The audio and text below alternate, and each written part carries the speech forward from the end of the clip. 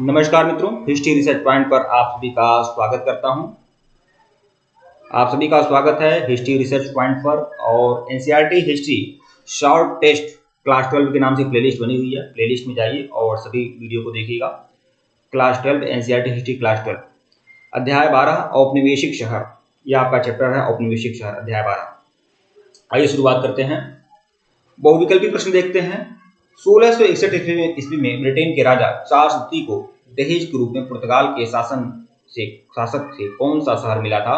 तो वह शहर मिला था बम्बई। बम्बई विकल्प बी जो है आपका सही है।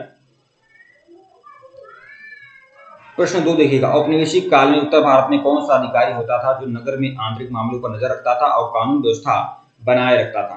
तो वह अधिकारी था कोतवाल, विकल्प बी।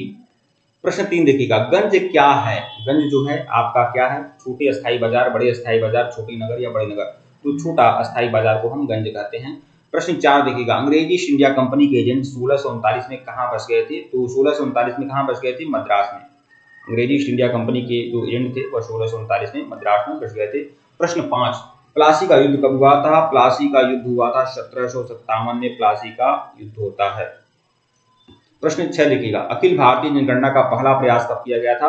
तो 1872 में। 1872 में अखिल भारतीय जनगणना हुआ था। किसके समय में हुआ था?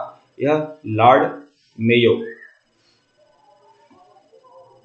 प्रश्न 7 देखिएगा। कब से भारत में 10वीं जनगणना एक नियमित व्यवस्था बन गई थी? 1881 में। 1881 में।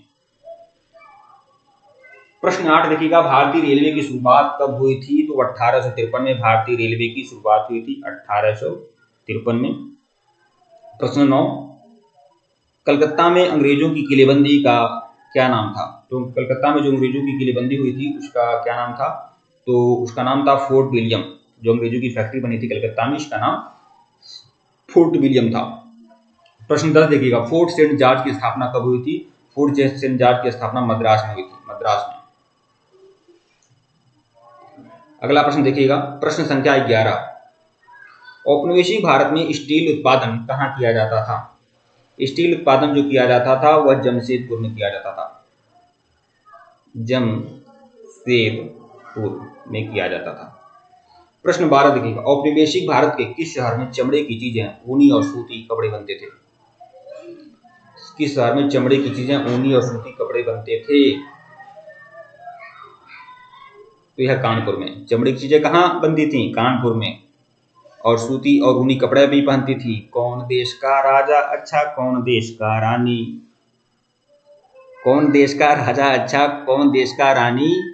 और कहा जाता है कि रामनगर का अच्छा, रामनगर का राजा अच्छा, झांसी की रानी। कौन देश का कपड़ा अच्छा, कौन देश का पानी? कानपुर का कपड़ा अच्छा, काशी की पानी।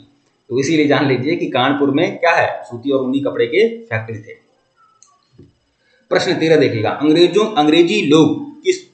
लोग किस मौसम की बीमारियां पैदा करने वाला मानते थे? तो अंग्रेज लोग किस मौसम को बीमारी पैदा करने वाला मानते थे? तो गर्म मौसम को। प्रश्न 14। कलकत्ता शहर की निर्माण किसने किया था? तो कलकत्ता शहर का जो निर्माण हुआ था कैसे हुआ था? तीनों गांव को मिलाकर कौन थे? कलकत्ता, गोविंदपुर और सूतानाती।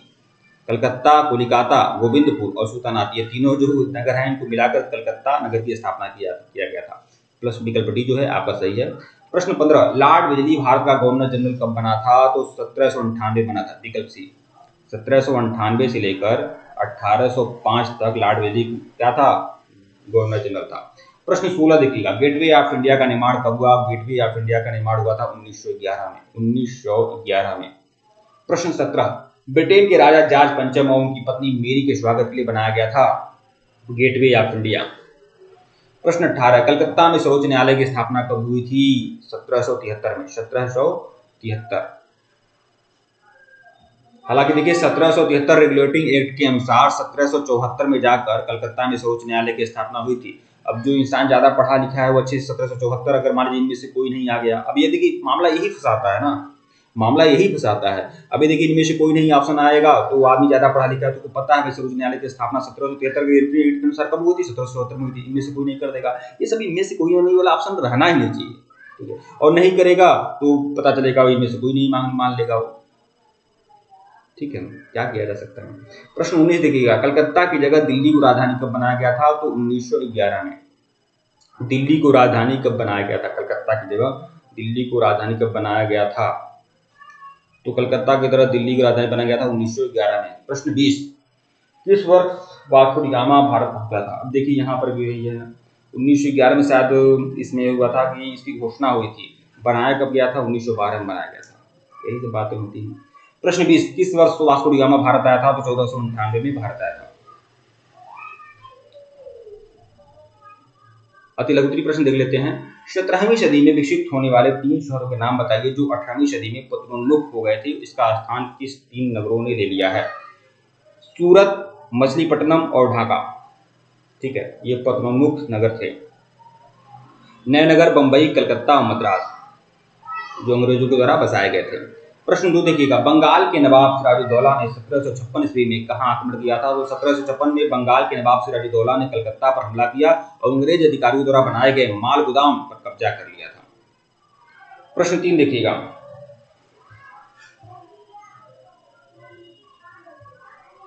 प्रश्न 3,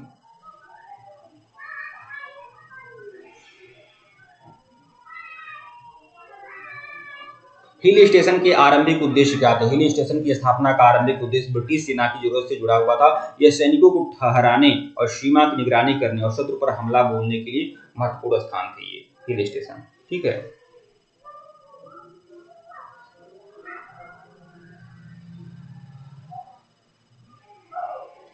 प्रश्न 4 देखिएगा, आमार कथा मतलब मेरी कहानी आत्मकथा किसकी है? तो आमार कथा जो है यह किसकी आत्मकथा है? विनोदिनी दासी की आत्मकथा है। यह बंगाली रंगमंच में 19वीं सदी के आखिरी और 20वीं सदी के शुरुआती दशकों की जानी मानी हस्ती थी विनोदिनी दासी, और इन्होंने आमार कथा नामक आत्मकथा लिखी थी और यह रंगमंच की कलाकार थी।